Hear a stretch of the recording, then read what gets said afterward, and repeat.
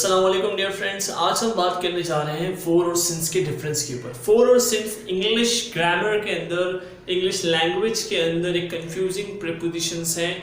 बहुत ज़्यादा कंफ्यूज होते हैं स्टूडेंट्स इस प्रीपोजिशन को लेकर। फोर और सिंस के अगर डिफरेंस की बात मैं करूँ, फोर और सिंस के डिफरेंस के लिए ये दो वर्ड्स काफ़ी हैं, पीरियड एंड पॉइंट। जब आपको ड्यूरेशन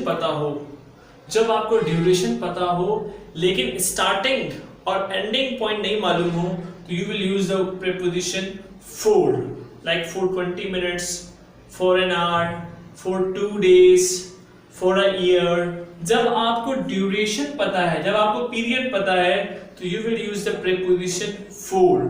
हमेशा ड्यूरेशन से पहले हम क्या यूज करेंगे? फॉर। लेकिन आपको ड्यूरेशन नहीं मालूम और ड्यूरेशन अभी कंटिन्यू है, यानी कंटिन्यूअस स्टेट के अंदर है, और ड्यूरेशन की स्टार्टिंग पॉइंट आपको पता है लेकिन एंडिंग पॉइंट नहीं पता, you will use the preposition since, like since 2019, since morning, since 2 PM. These are the examples that how we use since.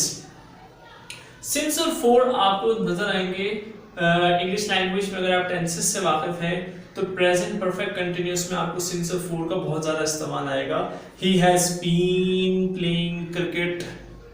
अब यहाँ पर he has been playing cricket के बाद सिंस और फोर बहुत ज़्यादा इस्तेमाल किया जाता है as a preposition. He has been playing cricket since 2 PM. He has been playing cricket for 2 hours. अब फॉर 2 hours मैंने कब कहा? जब मेरे पास पीरियड मालूम हो, मुझे ड्यूरेशन मालूम हो, स्टार्ट टू एंड की ड्यूरेशन पता है। यहाँ पर मुझे अप टू नाउ का पता है, स्टार्टिंग पॉइंट पता है, एंडिंग पॉइंट अभी नहीं हुआ। अप टू नाउ जो प्रोसेस हुआ है उसका मुझे पता है, लेकिन एंड कहाँ पर होगा मुझे नहीं मालूम।